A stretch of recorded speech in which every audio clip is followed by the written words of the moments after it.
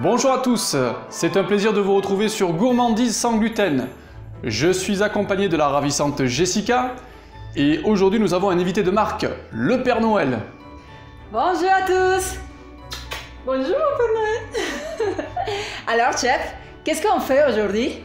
Ben écoute, on arrive à Noël. Oui. Et pour Noël, généralement, qu'est-ce qu'on propose comme bon dessert? Un bon dessert en famille à la fin du repas. Une belle bûche. Exactement, on va proposer une belle bûche pour la fin du repas. Alors on va pas rester dans la bûche traditionnelle qui est un biscuit roulé avec une crème au beurre. Nous on va la faire un peu plus sophistiquée, on est quand même en 2020, bientôt 2021, donc on va faire quelque chose de plus sympa pour les personnes qui nous regardent. Super.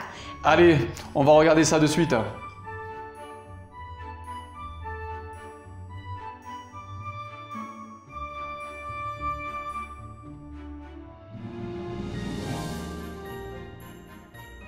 Nous allons commencer par préparer notre crémeux au citron qui va nous servir d'insert pour notre bûche. Pour le crémeux au citron, nous allons avoir besoin de jus de citron et de quelques zestes, d'œufs, de sucre de canne, de fécule de maïs, de gélatine et de beurre végétal. Dans une casserole, je mets le jus de citron que j'ai pressé, ainsi que les zestes, puis je mets le tout à bouillir. Pendant ce temps, je vais mélanger ma maïzena avec une partie de mon sucre de canne.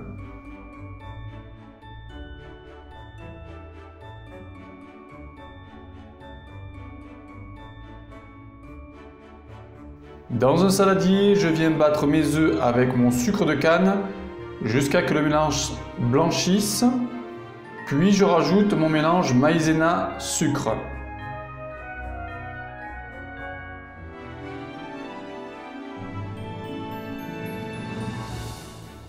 Une fois ma préparation bien homogène, je viens verser mon jus de citron bouillant par-dessus et je mélange le tout. Puis je transvase ma préparation dans une casserole que je vais faire épaissir à feu moyen. Une fois que ma préparation a bien épaissi, je n'oublie pas de tremper mes feuilles de gélatine dans de l'eau froide pour les ramollir. Puis j'égoutte celles-ci avant de les incorporer dans ma crème bien chaude.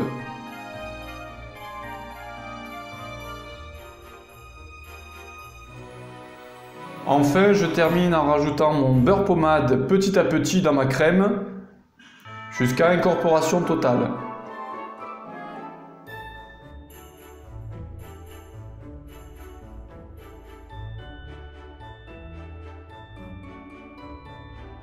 Voilà, maintenant ma crème est terminée. Je la verse dans un moule adapté pour mon insert, puis je la laisse prendre au congélateur environ 1 heure.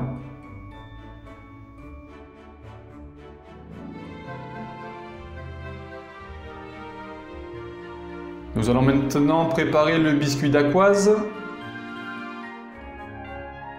Pour la préparation du biscuit, nous avons besoin d'un mélange de poudre d'amande et de poudre de noisette, de sucre glace, des blancs d'œufs et du sucre de canne. Si vous voulez que le goût des fruits secs soit bien prononcé, n'hésitez pas à torréfier votre poudre d'amande et votre poudre de noisette quelques minutes au four. Première étape, je vais mélanger les ingrédients secs, à savoir les poudres de fruits secs et le sucre glace.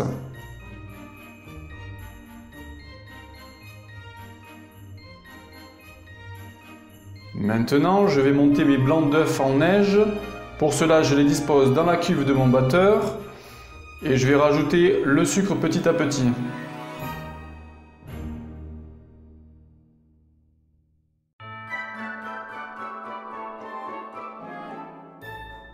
Une fois que mes blancs d'œufs sont bien montés, mais pas trop fermes, je rajoute ma préparation sèche et je viens mélanger délicatement en soulevant ma spatule de bas vers le haut. L'idée étant de garder un biscuit assez moelleux, donc évitez de faire retomber les blancs d'œufs.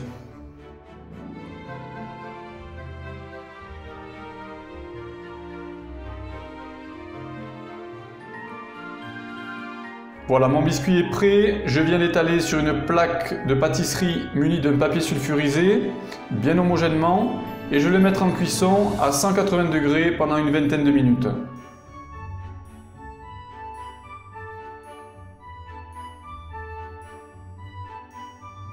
Maintenant, je m'attaque à la bavaroise au praliné.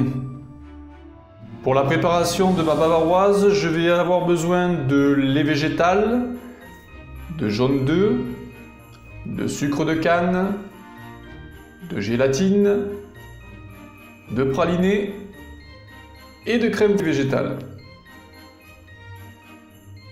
Pour commencer, je vais verser mon lait végétal dans ma casserole et je vais porter le tout à ébullition.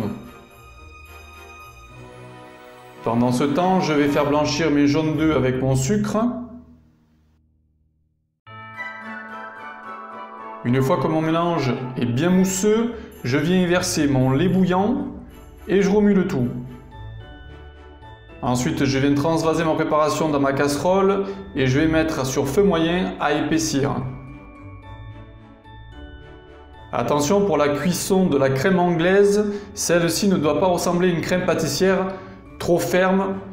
Nous avons besoin d'une texture légèrement épaisse qui vient napper votre cuillère. Je n'oublie pas de mettre mes feuilles de gélatine à tremper dans de l'eau froide. Puis je viens les essorer avant de les incorporer dans ma crème anglaise bien chaude.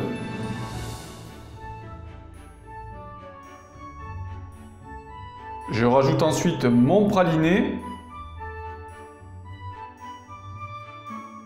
Et je viens monter ma crème végétale au batteur. Alors attention à ne pas trop monter votre crème, sinon votre texture de bavaroise risque d'être trop compacte. Maintenant, je peux incorporer délicatement ma crème montée à ma préparation au praliné. Une fois le tout bien incorporé, ma bavaroise est prête à être utilisée. Je vais maintenant procéder au montage de ma bûche. Pour cela, je verse une première partie de ma bavaroise au fond de mon moule. Puis je viens rajouter mon insert crémeux au citron qui normalement a bien pris au congélateur. Je couvre avec le restant de ma bavaroise au praliné. Puis je termine avec mon biscuit que j'ai préalablement découpé de la bonne dimension. Et il ne reste plus qu'à mettre le tout au congélateur pendant une bonne heure pour que tout prenne ensemble. Nous allons maintenant préparer la finition de la bûche, à savoir le glaçage miroir au chocolat. Pour le glaçage, du coup, nous allons avoir besoin de sucre de canne, d'un peu d'eau, de crème végétale, de chocolat noir et de gélatine. Je vais commencer par verser mon sucre et mon eau dans une casserole et je vais porter le tout légèrement à ébullition pour faire fondre le sucre. C'est ce qu'on appelle un sirop. Une fois mon sirop cuit, je viens rajouter ma crème végétale. Puis je rajoute mes carrés de chocolat. Je les laisse fondre légèrement. Puis je mélange le tout bien homogène. Je viens tremper mes feuilles de gélatine dans de l'eau froide. Je les essore bien et je viens les incorporer dans ma préparation pour bien les faire fondre. Une fois ma préparation bien homogène, je passe le tout dans une passoire pour enlever le maximum de bulles d'air. Voilà, ma bûche est maintenant bien prise. Je vais pouvoir passer à l'étape de décoration. Pour cela, je la dispose sur une grille avec un plat en dessous. Puis je verse mon glaçage bien uniformément. Je n'oublie pas les coins et les côtés. Alors attention, le glaçage s'utilise à une température de moins de 37 degrés. Comme ça, vous êtes sûr d'avoir un bon résultat. Pour la décoration, libre cours à votre imagination.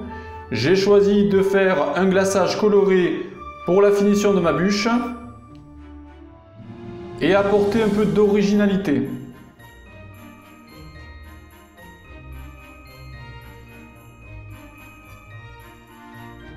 Bon, et ben voilà, mission accomplie. On l'a fini cette bûche. Waouh! J'adore ces couleurs! Tu as vu un peu, je suis un peu l'artiste de la bûche en pâtisserie. Je me suis inspiré de grands peintres, de grands... Ça change un peu que des bûches juste glacées avec 2-3 trucs dessus. Là au moins, ça donne encore plus envie, ça égaye la pièce. Ça fait très festif, ça c'est sûr. C'est ça, c'était l'idée. Super, bah on va la manger. Allez, on va se couper un morceau.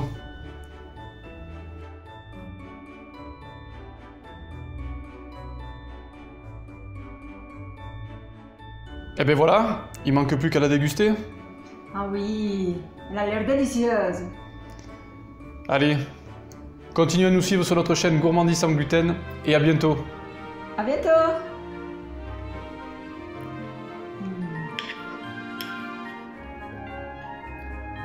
Waouh, magnifique. Délicieux.